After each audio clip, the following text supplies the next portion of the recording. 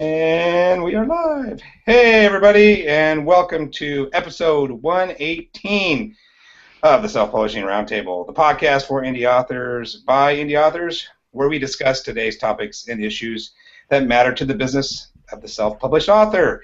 I am your moderator, Wade Finnegan, and my co-panelists for this evening are Xavier Granville.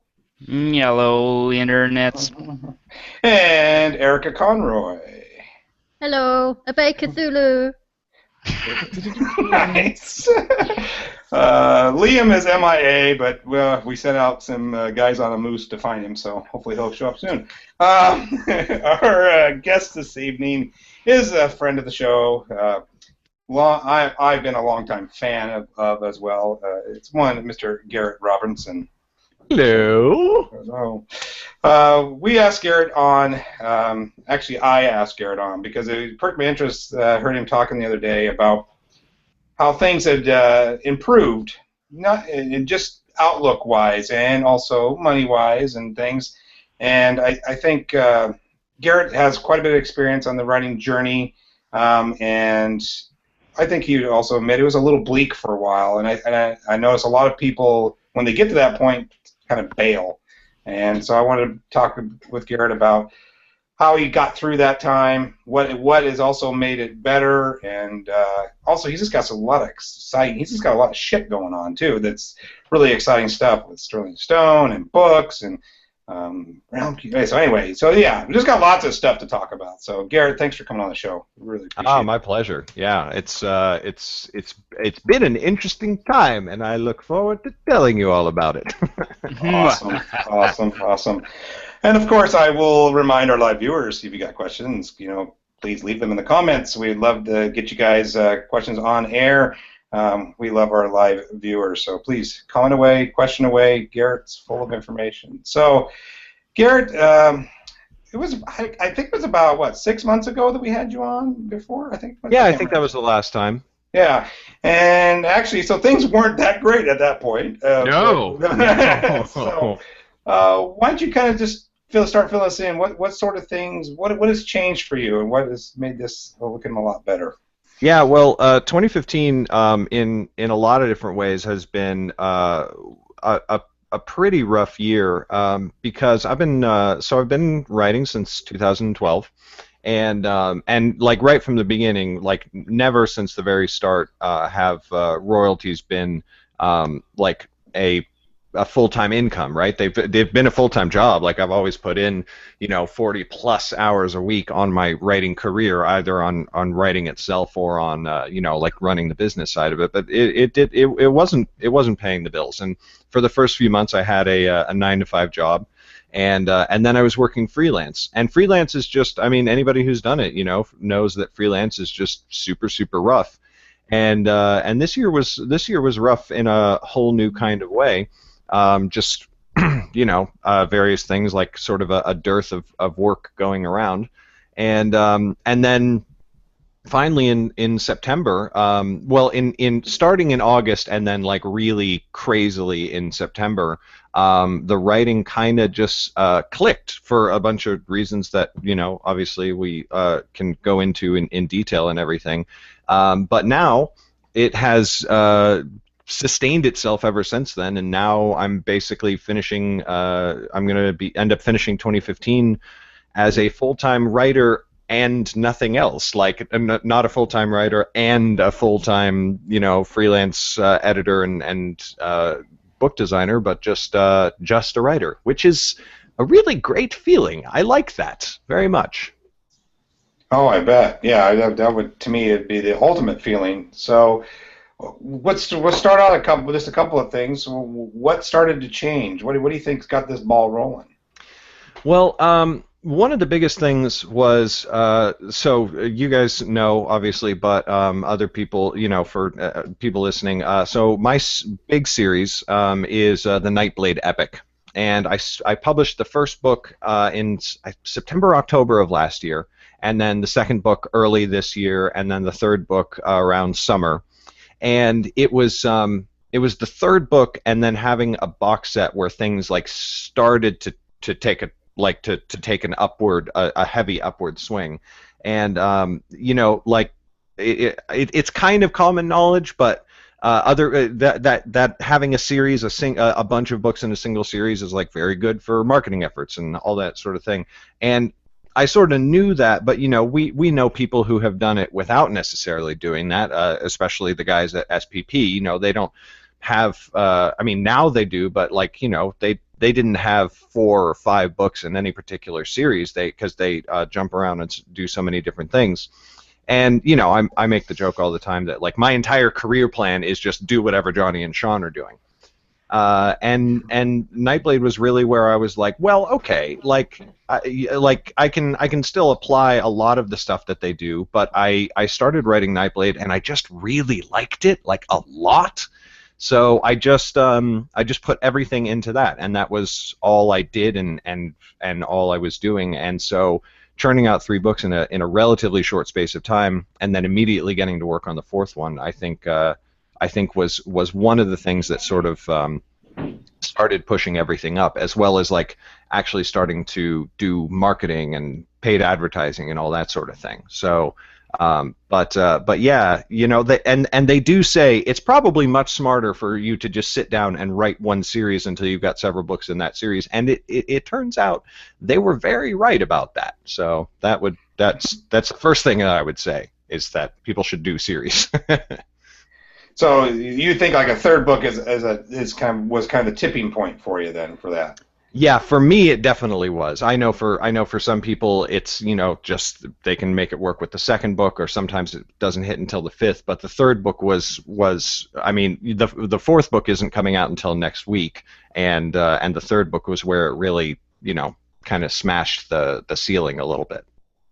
Nice. Now, did you see that carry over into your? Because you wrote. Let's face it. At least I think you wrote a shit ton before that too. I mean, yes. You guys. I mean, the Realm Keepers was no small task whatsoever, and you have what with Hit Girls and I can't remember all the titles. I mean, you had 4 or 5 other titles, right? I mean. Yeah, totally. There is a little bit of spillover, but that's the other thing, is that like there's not as much spillover as I'd like, and as not as much as people think. And again, that is like as productive as I am, Johnny and Sean are like 10 times as productive. So when they jump genres all the time, they can jump genres, but still put out books regularly in each of their individual series, and they spend a lot of time cultivating like their readership of you're a Realm and Sands reader. You read a bunch of different things, whereas for me,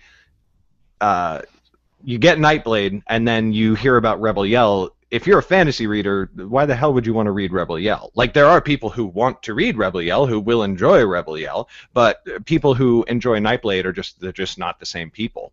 So that's why I say that, like, I have written in a bunch of different genres, but I am, at least currently, a fantasy author. Like, that's sort of what I don't know, bill myself as, if you want to put it that way. Okay. So you actually took a turn in marketing that way too? Like you're marketing yourself now as a fantasy author? Yeah, basically. I mean, actually, what's funny is that when like most people don't ask you like what kind of author are you? Like if people ask me what I do, I say, oh well, I'm a writer, and they say, oh, what do you write? And then I say like fantasy.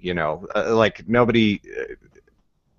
Being a fantasy author doesn't usually like act as like the focal point of my marketing, but it's sort of it's more of like an internal thing. Like I'm like, okay, I'm a fantasy author, and like once you sort of take that mindset, it just becomes very easy to like sort of know what you're supposed to do and know how to think about your work and everything that you do.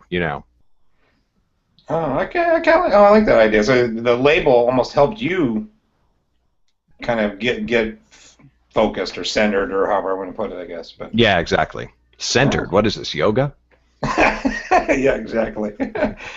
Hey, my colleagues here, jump in any time if you want any questions. I don't want to be in one conversation all night with Garrett, even though I can't talk to him. Coming right, you're doing very well. Well, here I'll chime in. I think that's interesting. Like you said, with the way that it seems that Sterling and Stone works, and yeah, same. Like they have so many different individual kind of product lines that catering to that mass audience or in mass genre spectrum, I guess, would be a whole individual thing to tackle. Whereas I think that's what is most effective of, like you said, if you're thinking yourself a fantasy author, that is who you are, and you're defining that as yourself. That is a much easier thing to approach, or at least to wrap your head around, as far as going towards that market. Once you know exactly where you stand to face that market. Yeah, totally. And it's the sort of thing where for some people they just kind of don't want to label themselves, but for some people like Johnny and Sean could market themselves as like we're sci-fi writers, and then they could still do things like Axis of Aaron and all of the other stuff that they do. But I mean, you take a look at the Beam, Robot Proletariat, the whole Invasion series. It's like all of like their big selling and like some of my favorite things are sci-fi, and it's like that's sort of a way that you can just and that's sort of like we're. Since I'm now like actually part of Sterling and Stone, we're kind of going over a lot of stuff like this, and that's why we formed. So I have like my own label at Sterling and Stone now, and it's called Legendary Books, and it is epic fantasy. It's an epic fantasy label, and it's just. There you go. Like it's just fantasy. And I think that they have like too many properties to do that, but it's like. There's like you could have a sci-fi label very easily with them, and then it could be like everything could be sort of more aligned and more condensed, as opposed to if you read Robot Proletariat, you're not necessarily going to go on you're not necessarily going to be interested in Unicorn Western. You'd probably like it because it's just a good story, period. But you're looking for something more like The Beam or Invasion or something like that, and It makes it easier on the audience to pigeonhole you a little bit, and it makes it easier on yourself. And pretty much the only reason, as they say on the show all the time, that they don't just like fully embrace it is like, no, because I want to do pretty much whatever I want. I want to be able to come out and say, I wrote the Bialy Pimps 2, and have people go, well, that's because he's Johnny, and he just writes whatever he wants to write, and that's totally cool. But now that I've gotten like really deep into fantasy, I don't think I would want to write something else unless it was sci-fi or the occasional literary novel, which sci-fi can work in Legendary as well. Like we will probably open up to speculative sci-fi at some point, but the literary novel isn't going to sell anyway, so who the hell cares? That's sort of my viewpoint on it. Well, and look at the motion picture company, Legendary Films. They do sci-fi, they do fantasy, they do the occasional other thing that'll have something else. Ultimately, just using a term like that as a descriptive thing. Like it's legendary. Right. That could be a lot of things. Right. Absolutely. Yeah. Yeah, I like that. I like that name. That was good. So now, does that mean that you're going to get rid of your other label, or are you going to kind of keep the Garrett Robinson thing separate from? Well, let me actually back up. So, because you were kind of alluded to it, but I think maybe some of our listeners don't know. So, what is it that you're doing for Sterling and Stone now? By the way, and for the people listening, it's the SPP guys, Johnny, Sean, and Dave. So, what is it exactly you're doing for them? So basically Sean and I guess, are partners in a label, just like Realm and Sands or just like Collective Inkwell, and we're co-owners of it. And so Sterling and Stone takes care of, like my covers have been redesigned, my books have been put through like their professional editor who's very, very good. And that sort of thing. So like that whole like post-production side of everything is now something that I have access to. But then also Sean is working. We're not exactly like co-authoring in the traditional sense, like not as much as he and Johnny are, right? But he's more like well, he's not quite a developmental editor either, but he's kind of a developmental editor, like plus some, like developmental editor, and like with an extra level of like coaching and working out story and working on the craft and like the language and everything like that. Which we've had some fun adventures because, you know, as he's been working on the Nightblade books and he's been through all of them now, and we're sort of finalizing books 2 and 3. 1 and 4 are done and ready to go and like ready for publication. Then 2 and 3 we're still finalizing and everything, but we've had this interesting back and forth where like, because he's never like worked on fantasy before, there were certain things that we would like go in and he was like, I think it should be this way, and I'm like, you're right based on everything that you've like done so far, but like sort of like trying to pull it back from like modern writing, right? Because I don't want to read a fantasy book and have it read like a Chuck Palahniuk novel. I want it to read like Tolkien, you know? So it's like there's a lot of language choices that you make or that I want to make in my fantasy that he's like, well, but you know, like it's more common to do it this way, and I'm like, right, in other genres, but fantasy is like its own beast.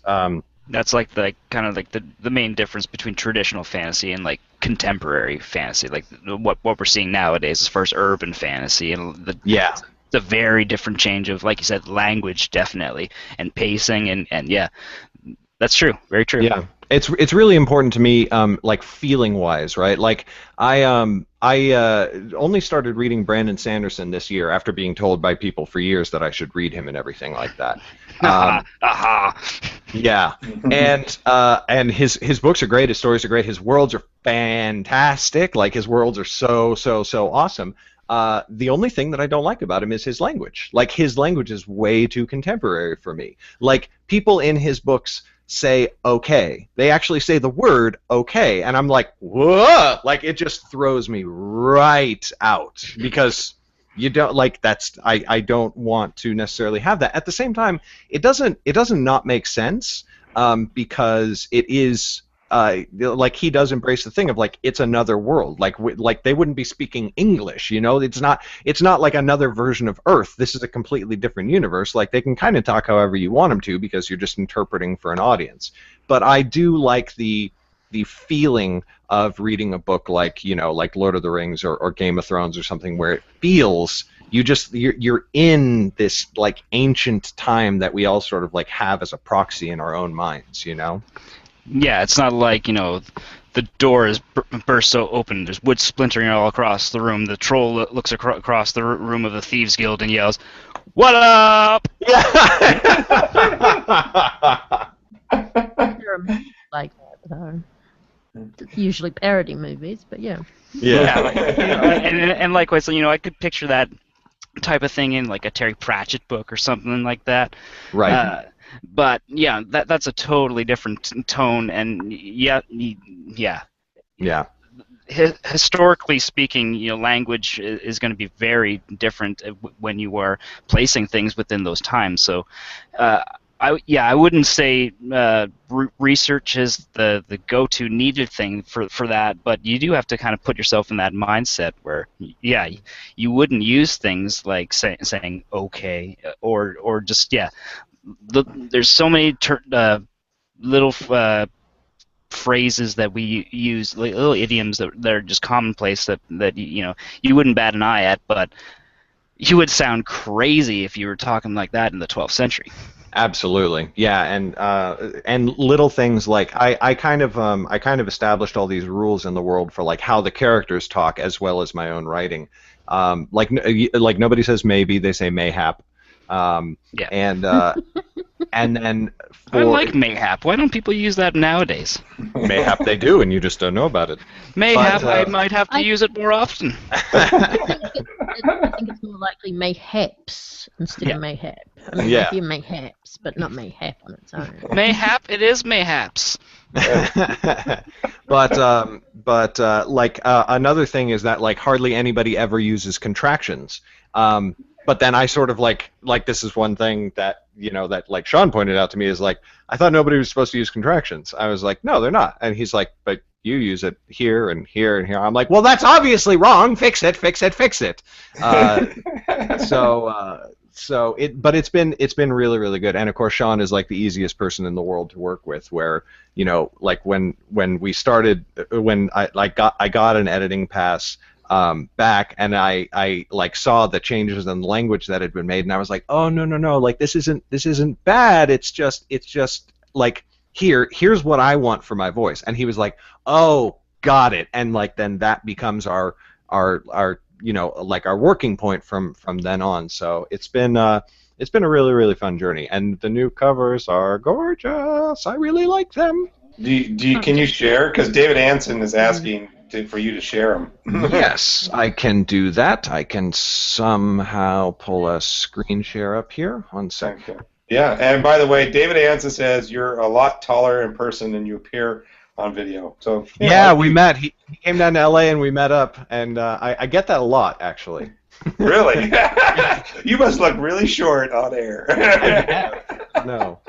Well, I'm almost 6'4" in real life, which most people don't expect. I would not expect that either. Look at that. Let's see, we learned. That's what makes this show golden. You would not learn that on anywhere else. I'm actually much shorter than I appear. I'm actually only 2 feet tall. Wow. You're a troll. Hey, Pixie. I'm from Canada, okay? Oh, that's right. We say things in a dainty tone. Pixie. All right, let me see if this will work here. Screen share. Aha! Okay. It is. So that's the first cover. I do like that. Yeah. Awesome. There's number 2. Hey, zoom in. Fit. There we go.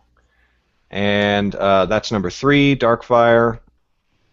And then this is number 4. It comes out next Friday, a week from tomorrow. I like the depth. There's a lot of depth to those covers. Yeah. Yeah, now, absolutely. Can you say who's doing those covers, or is that a secret? Sterling & Stone cover designer. I actually am not completely sure if there's a rule about talking about it or not, and so I am not gonna say who it is, because then maybe people would swarm her with lots of work, and then Sean would be very mad at me. Yeah, well, I don't think she'll complain. I don't think. Yeah, Find her. She won't complain, but yeah, we give her a lot. We are basically like, so how much can you do per month, and how many covers, and so she's just sort of on retainer, and like I have no real like insight into how all of that sort of works and everything, but like we keep her very busy, because I'm like, because we have a lot of, Sean and I have a lot of books planned out and everything, and I'm like, here they are, and here's all the cover descriptions, and he's like, we have to feed, because I don't know if you know this, Garrett, which obviously I do, but like we publish books a lot, so like we already are getting a lot of covers from her. I'm like, okay, calm down. But yeah, she's really, really good, and quite awesome to work with as well. That's great. Yeah.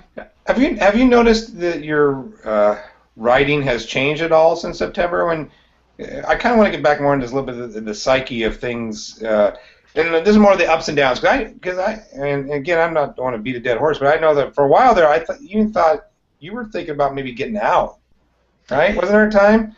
I was okay. So I was thinking that I might have to get a job. Like I wasn't thinking that I was gonna have to. I wasn't thinking about quitting writing at all. And it's never been that bad. But it's like I was like, okay, I might have to go back to the 9 to 5. Which, like honestly, as far as like big life problems go, that's not so bad, right? It's like it's not like. It's not like, oh my God, like something bad is going to happen to me or my family. It was just like, oh my God, I might have to go back into the workforce. So, that's always sort of been like the worst thing looming over my shoulder. And as far as worst things go, it's not that bad. But my writing has been sort of like the thing when times were really tough, when like I didn't have a lot of freelance work lined up, and I didn't know what was going to happen next month or next week or whatever. Like my writing was sort of always like, okay, I can at least just keep doing this every day and just trying to build on it and everything. And so like that has been my focus this year. And I think like like looking at it in retrospect, I don't know if this is the case or not, and I've also really enjoyed the last 3 years, so I don't want to like crap on the experience that I've had. It might have been better if because what happened back in 2013 was I actually lost my job. Like I wasn't fired. People say you're supposed to say let go, because it wasn't like you're an asshole, get out. It was just like we're downsizing. And I was downsized, and that's when I started writing. And like in retrospect, maybe if I had gotten a job at that point and just kept writing as a side thing, like it might have made the last few years easier than they were. You know what I mean? Like it just might not have been quite so stressful as it was. But then again, it might have taken me a lot longer to get where I am now, and there's really no way of knowing. And since I'm here now, I'm just sort of like, well, it was what it was, and now it's something else. So there you go. Cool. Yeah. Now you did mention some other paid advertising. It doesn't necessarily make it a marketing show, but can you share the ones that maybe started helping you get the ball rolling a little better? Well, I did do what do you call it? It's like oh my God, the worst brain fart in the world. It's like the most popular website, Facebook. That's what it was. Facebook. Yes. No. I started doing Facebook ads. I did do a BookBub, but I started doing Facebook ads, and I did Mark Dawson's course on it, and it worked very well for me. And I kind of don't understand why. Like, it's weird. Like, people are like, so should I do Facebook ads? And I'm always sort of like, because it's very hit or miss. And I think a lot of it is dependent on genre. Like, I can say that with like 90% certainty. A lot of it is dependent on genre. Like, apparently romance does very well. Fantasy, in my experience, does very well. Thrillers, obviously, Mark does thrillers, and he seems to do fine with it. Sci-fi seems to be really rough. Literary seems to be very, very rough. And I felt a little bit bad about it, because I was actually the one who I started doing ads, and they worked. They started working great, and just like not some crazy like 500% ROI, but like a significant ROI where it's like, okay, just keep putting money into it each month, and you get more back. Like there's nothing to lose. So I ran to Johnny and Sean, and I was like, we got to start doing Facebook ads for your books, and they were like, okay. And oh man, it was so hard. It was so hard because all of their biggest series, it was very difficult, and like we never really did get it off the ground. And I think that is genre, because when you're talking sci-fi, like what book or author is similar to the Invasion series? Like I can't think of a big household name alien invasion series like off the top of my head. And what Facebook ads are very dependent on is targeting, right? So you want to target a specific audience of people who like something similar to what you've got. So who do you target for Invasion? Whereas for me, like, it's super easy. If you like fantasy, you kind of just like fantasy. So do you like Lord of the Rings, Game of Thrones, The Sword of Truth, the Sword of Shannara, all of these things, all of these different things, and you just say, do you like all of those? Great. Well, you're probably going to like Nightblade, and you should at least check it out. So fantasy is very easy. Romance has huge household names that sort of everybody knows, and sci-fi does have huge household names that everybody knows, but unless you're writing a book that's really similar to Ender's Game, targeting Orson Scott Card isn't going to work. Ender's Game wouldn't work for Invasion or Robot Proletariat or anything like that. So sci-fi is a very difficult beast to tackle. But I did pretty well on Facebook with Nightblade, and then in September I got a BookBub ad, and yeah, and it was great. That was it was really, really good. Really great. Okay, really. Like I won't give exact numbers, but I'll just say it's the first 5-figure month I've ever had in anything ever, not just writing, but in my life, right? So For those listening on audio, Garrett is licking his lips between each word. Yes. And I will note, you cannot see my right hand right now. So. I can't see either of them right now. I don't know. Well, sometimes both. Hands Never mind. above keyboard. I got a big ego. But and I did kind of, you know, I was like, oh my god, and people were like, okay, but realize it's BookBub, right? Like it's you know, like it's a great month. Like you're gonna have a great month, but just be ready, you know, but it looks like that I had built enough infrastructure beforehand, because that was in September that the BookBub ad happened. But August was already like my best month ever, and it was higher. It was better than I'd ever done, and it was starting to approach the level of full-time income. And then September happened, and then there was a downtrend afterwards, because not every single day is going to be like a BookBub ad. But I had built enough infrastructure in Facebook ads and my email list and this sort of thing that it didn't spike and plummet back down. It spiked and has done this slow trail and sort of settled in this new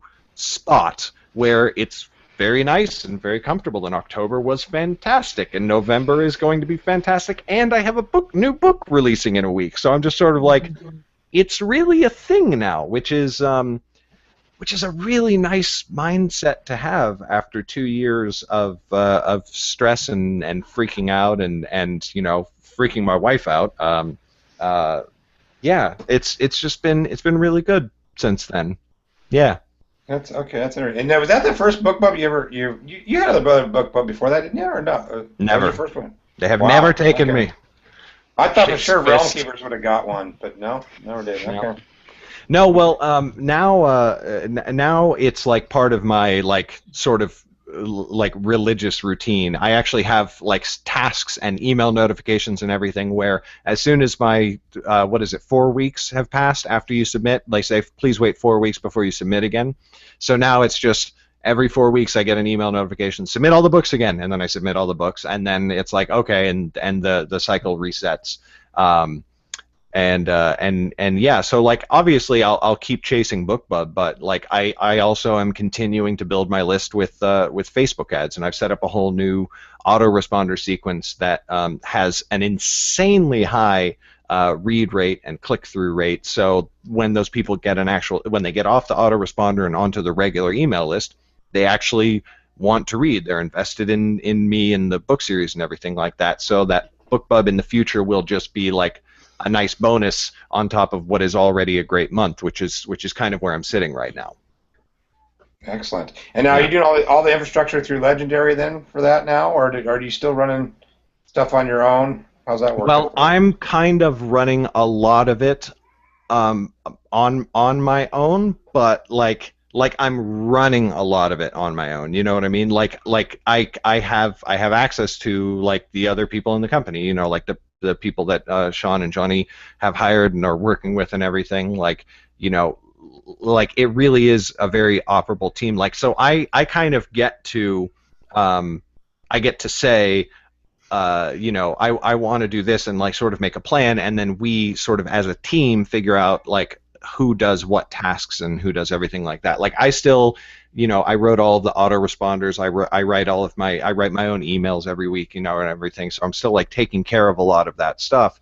But like in terms of website work and publishing and you know, handling dashboards and finances and all that sort of stuff. You know, Sterling and Stone is an actual company now, and they take care of a lot of that thing, which is just really, really nice. Yeah. I bet that would be a great place to be in, for sure.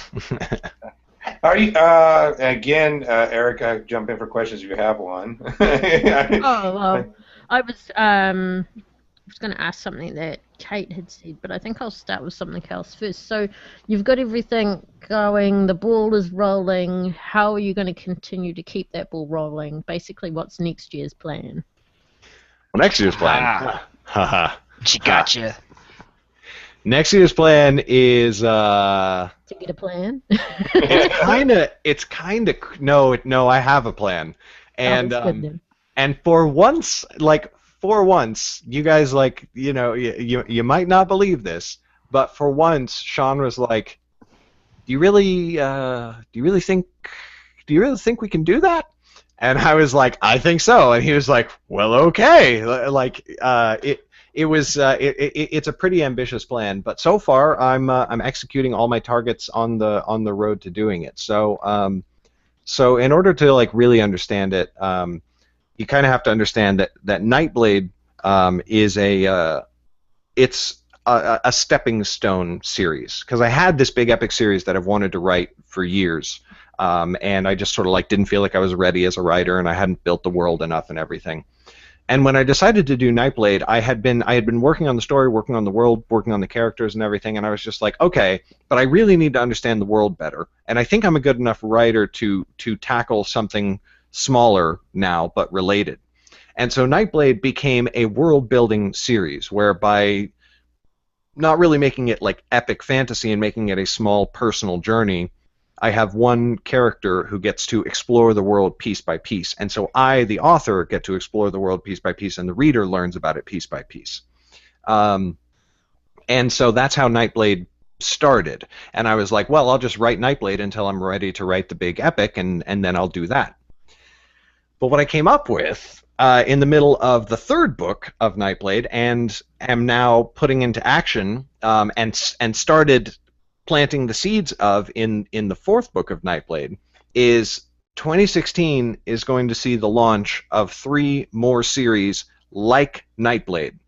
Same world, same small personal journey of one character in this land of Underrealm, and all 4 of them are going to have 3 books come out next year. All 4 of the world building series, so that's a book each month, and that's a dozen books, Garrett. Yes, and that's the part where people are like, now wait a minute, wait, what? What are your word lengths looking for these ones? They're between 80 to 90,000. Sometimes just under, sometimes a little over. Like Sean was working on the books, and Sean has been practically killing himself working on these books. Like he's just like doing all hours and like skipping things and whatever, like keeping Sterling and Stone going and working so hard on the books. And then he got to I think book 3 is the longest one, and it was like 95,000, where like the one before was 85, and he was like, for fuck's sake, Garrett. And then he read it and he was like, oh, but this one is really good. And I was like, yes.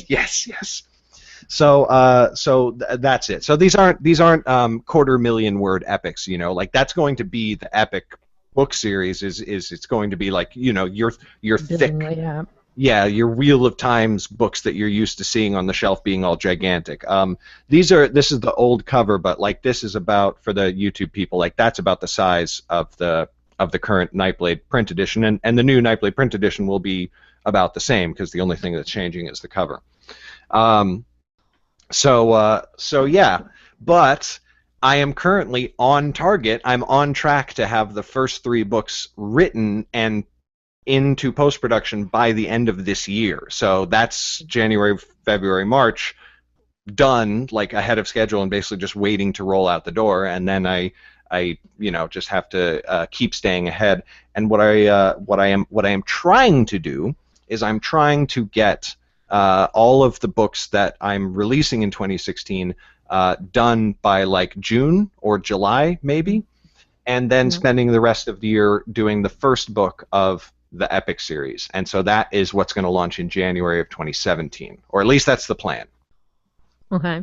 So how much do you get done in a day then? I mean, how many hours a day do you put aside just for the writing? Well, just for the writing, that can sometimes kind of depend. Like recently, I've been very intensely working on what do you call it, the post production for the relaunch of the Nightblade books, right? So like I get a final edit back, and then I go through it and I check the edits and handle any ones that I need to or anything like that.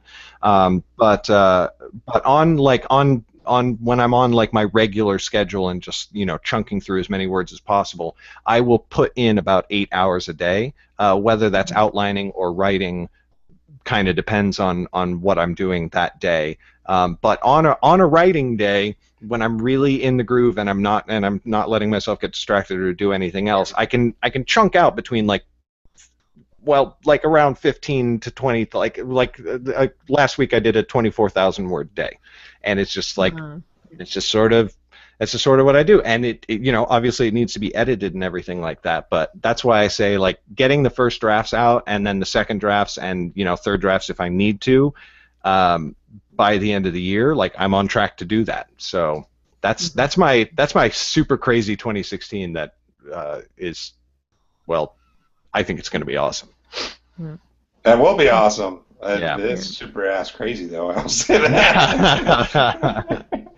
Leading on from that, Kate's question can now work in perfectly. So you've talked about your writing and how when you're in the flow or in the groove you can get out a large chunk. But what's your whole process from the concept all the way through to release, basically, for a book? Oh man, I just have to start with a quick aside. So for anybody who doesn't already know this, I have spent quite some time in New Zealand. It's my favorite place in the world, and hearing your voice is literally making me feel homesick. Like, I know it's not actual homesickness, but just that accent is like some of the best times in my life are down there. Oh, God. Wade, can you just text her the questions, and she can just ask me for the rest of the show? I just want that. Anyway, So I come up with the concepts, and I come up with very, very broad concepts. Like I always know where a book starts, and then I know what the ending button is, and everything is a progression to that. But I think that people often do a disservice of making the middle of their book literally just a progression from beginning to end, and I think that in fantasy, in particular. Have you guys read the book Save the Cat? Are you familiar with it? No, but familiar, yeah. Okay, so he talks in that book about how there's the 3-act structure of screenwriting and as we know most books sort of follow that structure and everything, and he talks about the concept of fun and games, which is when you've broken from Act 1 into Act 2, and like now the story's really going. Like Act 1 was the setup, and then Act 2 becomes like the story has like really gotten going.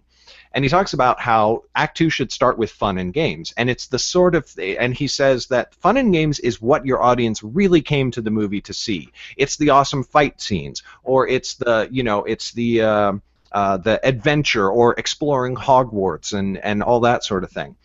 And fantasy, more than anything else, can have fun in games that's not plot driven, that is really just like character development and world building. Like you can learn new things or see new places that are like mystical and magical and have this ancient history to them and everything. And I try to do as much of that in the middle of my book as I can, because again, I'm less interested in a super tight plot that just like grips and grabs, and like I don't want a page turner as much as I want an experience that the person finishes the book and feels like they're having to actually step out of the book, Like I don't want them to finish and go, wow. I want them to finish and like sort of like want to go back a little bit, which is how I feel about my favorite fantasy. But I come up with the general, sort of like the beginning beat, the end beat, and then I just sort of expand it into some things that are going to happen, and I expand each point of that, and I expand each point of that, and I just sort of go over the story, I don't know, a bunch of different times, and I outline in great detail, like very, very great detail. For an 80,000 word book, my beats are anywhere between 10 and 20,000 words. So it's like a lot of very, like Sean said when he got my outlines and beats, he was just like, you write more detailed beats than anyone, like ever. Like he doesn't write beats that detailed for Johnny, and he and Dave don't do it that detailed. And I don't know if that is like, well, actually, I think that's one of the things that helps me write fast is having that exact outline. But I think that it's just time put in there Like, you can pants, like, I know plenty of people who can pants novels from beginning to end, and they spend more time in editing. I just choose to spend more time in outlining. And when you're collaborating, I think that's really useful, because if somebody has something to say, or you have a developmental editor, it's so much easier for them to work on the outline and the beats rather than work with a finished manuscript that they have to get all the way to the end of to realize, oh, well, you've got a major problem in Act 1 that we need to address. Like, just the time working on it is so much less when you're working on it in that sort of super condensed form. And then I just sit down, and once I got that outline, I just sit down and I bang out the first draft as fast as I possibly can. Yeah. Yeah. That's and now that you're not doing any freelance work at all, right? You've totally cut all that off, and so it's just writing each day. Yeah, well, November is sort of like November has been my catch-up month. Actually, in October I did virtually nothing, but November has been my catch-up month, where I had a couple of jobs that were like backlogged, or that I'd already been paid for, or whatever, or like a client came to me and was like one last time, please, I have one more book. Can you please just format it? And I was like, okay. So I have been I have been doing my catch-up month, but simultaneously keeping the writing going. So November has been my craziest month since September, where September was just kind of like awesome and puppies and rainbows, and October was like still riding the high. November is just like, oh my God! Like, I'm more tired this month than I have been in a very long time. But I also feel great, because I'm just like, oh my God, look how I'm ending my year, So yeah. And are you still doing Vlog a Novel? I am still doing Vlog a Novel, although I have moved it from YouTube. I still have the YouTube channel, and I put all the videos there, but I do my streaming on Twitch, because I mean, you guys are probably fairly familiar with this, but Google with the YouTube, with the live streaming, it's just not the most stable ever, like they change Hangouts every other day, and then like, you used to be able to live stream events, but now they have like their live streaming option, but it doesn't quite work, and the delay is always like 90 seconds to 2 minutes, whereas on Twitch it's like literally a 15-second delay from you doing something and the audience seeing it, which is just crazy. So yeah, so I do my streaming on Twitch, but Twitch actually has the ability to take your streams, they archive them, and you can just export them directly to YouTube. So that's how I do it now. Oh, okay. Yeah. Okay. Okay. I know a lot of people, and I know you've talked about it on previous shows. A lot of people actually like to watch you type. I know, which like I was not expecting when I started it, but it's very gratifying. And those people, oh my God, my Vlog a Novel people are my favorite people. They're so awesome, because they're there and they hang out at all hours of the day, and they get to. I mean, like, honestly, they get to know everything first, right? Like, I tell my patrons on Patreon when something new and exciting is happening, and I tell my email list before it goes wide on social media or my YouTube channel or anything like that. But Vlog a Novel people are there when I think it up, and I know I don't hold back. I'll go like, oh my God, I'm going to do this thing, and then I'll stop for a second and I'll tell them about it. And so and like, they're just really great people. I love them very, very much. And sometimes they'll comment, and it's like, oh, I was in my college or my uni class, and I missed this stream, and I'm like, yeah, but you were in class. That's totally fine. And then one time somebody came in and was like, okay, I walked out of the lecture hall to watch. I'm like, go back to the lecture hall. What is wrong with you? I love you, but. So yeah, I love Vlog a Novel. It's very fulfilling, and I love the people that choose to hang out. So I'm glad I started doing that. I actually recommend people try it. Like, give it a shot and stick with it a little bit, because you might be surprised at how much you enjoy it. Yeah, it's pretty cool. David has a question. I think we talked about this before we went on air, and he says Garrett will know what I'm asking. So Garrett, is it Missoula or Austin? It's Austin. I was considering moving to Missoula or Austin, and I have pretty much settled on Austin. I mean, I have settled on Austin. We're making plans. We're going to head down there sometime next year. Nice. Yeah. Although I will probably spend summers in Missoula because summer in Austin is apparently terrible. There's not a whole lot of Missoula, though, is there? I mean, it is Montana. It is the highest concentration of YouTube creators in the world. Really? Yes. In Missoula, I would never have thought that. Huh. Well, if you know who Maybe Hank Green because is. it's something Well, to yes. do. I actually, one of these times, Garrett, probably not this show, but I want to go back, and I know you have a quote about John Green way back when we first started talking, because I was telling you about him, and anyway, it's a whole other story, so I won't go too deep now, but I know you're a big Hank and John Green fan now. Yeah, and you I could have say- been for a long time. And Hank lives in Missoula, and he did when he got started. And when he started like doing YouTube, he was like, I want to start a new channel. And he'd call up some YouTuber, some like YouTuber who was relatively small time, but who he knew, and he was like, do you want to be on this new channel? And they'd be like, yeah. And he was like, would you be willing to move to Missoula? And they said, yeah. So, and then the company just got bigger and bigger and bigger. And now there's like, I don't know, there's like 100 of them. They all just live in this town, and that's where Crash Course is and SciShow. And they just make YouTube videos all the time, and they're all personal vloggers. And I'm like, I want to be there. And Montana is so pretty. It's so pretty. It is. So yeah, summer's in Montana, but I'm going to live in Austin, which is also very beautiful. I don't want to disparage that city. It's very gorgeous.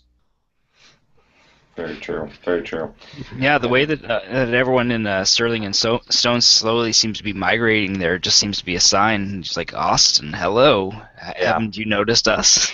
Yeah, it's a really nice city. It's got a huge entrepreneurial mindset, and what I like about it is like no, you know, no offense to Texas, but it's not like the rest of Texas. Like the rest of Texas is just not necessarily like the kind of place that I necessarily want to live, and I'm sure that they probably don't want me to live there either. You know, it's like it's very, very hyper conservative, and it's I just sort of, I don't really need that. And Austin is like this absolutely blue, you know, very liberal district, lots of arts, lots of focus on like creativity and music and all this kind of thing. And I'm just like, every time I go down there, you know, Megan hasn't been there yet, and we're going to go down there and visit before we actually do the move. And right now she's like, Texas? And I'm like, well, technically Texas, but really not so much Texas. It's Austin. You have to see it to sort of understand. It's like Bakersfield for California, where people are like, oh, Bakersfield, it's in California, but anybody who's from California is like, oh, Bakersfield. Oh, okay. It's like kind of the armpit of the state. No offense to anybody from Bakersfield. I just don't happen to like your town very much. Offended everybody. Well, I think that's the same with where Wade's from. You know, like there's Oregon, but there's Portland. Yeah, that's true. Yeah, it's true. Portland is a much better selling point than Oregon. Right. Exactly. Yeah, I do like where I lived a lot too, but yeah, I could see one, and just being around the culture of artists, creators. I think it just, you know, it feeds you, right? So I think that helps a lot too. So yeah, absolutely. It's got a great artistic community, and it's a really nice city. I also already have some family down there, so like it's a pretty good transition for us, and you know, literally any place in America, well, almost any place in America is cheaper than Los Angeles, so that's an advantage as well. Like there's no real reason for us to be in LA, so you know, going somewhere else just seems to make a lot of sense for the family. Nice. Yeah. Okay. Do we miss any questions off the site? It's been going by and I haven't been paying close attention. Xavier, do you got anything? Make sure I didn't miss anything. Yeah, I guess with the whole YouTubing and the vlog novel thing, like how much time do you still find yourself devoting to YouTube and trying to funnel that audience through that means? Yeah, well, YouTube is like one thing that I wish I was better about, and I am slowly becoming better about. It was really hard to maintain a schedule throughout this year because, like I said, it was kind of a hectic year. And I love making YouTube videos, like I really, really do, and I want to make YouTube videos every single day, and that's what my schedule is like supposed to be.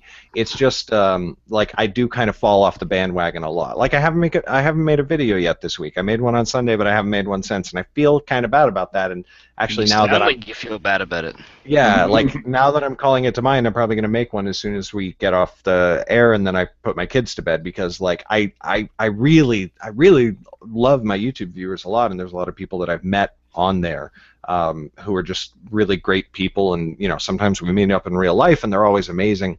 And the thing is that YouTube, like my normal videos, only take about an hour and 15 minutes a day, hour and 15, hour and a half, from coming up the concept to a done video on and published to YouTube. It's just sometimes I can't afford that hour and a half, especially this month. But come December-ish, I am, basically going to be able to, I think, do that every single day. And at some point in the future, my wife is going to start working for me again, which she did briefly earlier this year, and then sort of went back to homeschooling the kids. And she was my video editor for a little bit there, and she was great at it. She was fantastic, which then makes it even easier. All I have to do is sit down and record the video, and then she takes care of editing it and publishing it. So I like YouTube very much, and I want to like make my actual vlog videos every day. But then as far as vlog a novel is the easiest thing ever. I sit down, I click start streaming, and I just start working. So that doesn't add any time to it pretty much at all. Yeah, well, that's really the difference, right? And I've had a lot of experience with video editing as well, and like just things like render times, like that's a time where for half an hour, maybe 2 hours, who knows how long, but your computer has become a brick. And yeah. It's not doing anything other than processing video and audio files and compressing it into a new file. And there's those times where you're like, wow, I could be doing so many things. Yeah. if my computer hadn't just become a paperweight, because I'm trying to render video for whatever client. Yeah. And likewise, just the editing process, like that can be.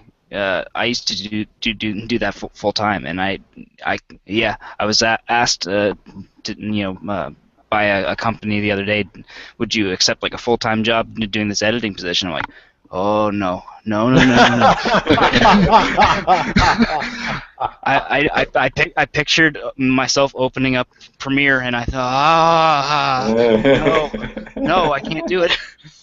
I kind of like editing, and when I was thinking about having to pick up a job, I was like, maybe I could find a job as an editor. But then again, editing jobs, in my experience especially with indie post-production houses and everything, there's just not a lot of job security. Studios go under all the time, and if you're doing it freelance on your own, it's not much better than being a professional book editor. It's probably worse. And but then I was at VidCon this year, and I met Hank Green's a friend of Hank Green who also works with him and does a lot of his post production. A guy named Michael Aranda, and he was he did a panel, and he was like, yeah, so we're looking for a new editor for a new thing and whatever. So if you happen to be an editor and you're looking for a job and you're willing to move to Missoula, ha ha ha, like a joke, and sort of everybody in the audience tittered, and I was just lean forward, ears perking up. And I approached him afterwards, and I was like, hey. He was like, oh yeah, I was totally not expecting anybody to actually be interested in that. So I was sort of looking into that, because if I was going to be a professional editor, there would not be anybody else in the world that I would rather be a professional editor for. But obviously that some things happened with that, and then now all this happened, and I'm sort of I don't actually need that job anymore. So just so you know, happy to have met and done the little bit together that we did. And I'll talk to you later, I guess. I might move to your city. I don't know. Yeah, no, that's the problem with working in that side of the industry. Like video editing and that entire side of it's a rough gig, and if you're going to be relying on it as far as income, then you have to kind of make sacrifices as to whether it's going to be a good job, like I guess for like whatever the gig is. So like you said, if you're going to be video editing, you hope to be actually editing something that you want to work on. Yeah. But it's kind of like the same thing as being a ghostwriter. Like it's you're always going to be improving your craft by doing work. Right. But you're not always loving what you're working on. Yeah, absolutely. All right. Well, I got one more question for you because we are coming up on top of the hour. I know, and gosh, the hour goes by fast. But and anyway, so want to hit you with one more question, kind of my Barbara Walters moment. So now, if you had to go back in time and see Garrett from a couple of years ago, what kind of advice would you give him? Geez, from a couple of years ago? Man, I don't know. You know what, though? Actually, like, I wouldn't... If I were put in that situation, I'm, like, ambivalent on whether it would have been better to get a job, right?